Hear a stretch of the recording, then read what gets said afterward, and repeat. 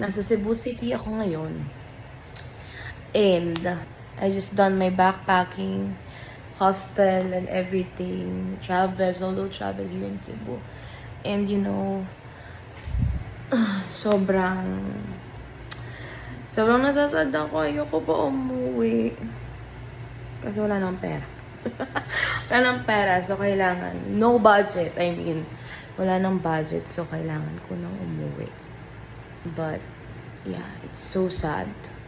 Like, a week of doing this is so good. Kaya, I will definitely do this for a long time. Like, for years. I will do this for years. And I'm so excited, you know, to go do this again. And something to look forward and work hard, you know.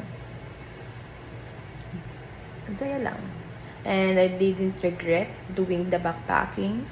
And akala ko kasi, akala ko kasi luggage lang ako. But no, it was so convenient when you do the backpacking. Yeah, I just have to invest in a good one. So I only have yung luma kong backpack when I was in college, and then yung lumang backpack ng kapatid ko.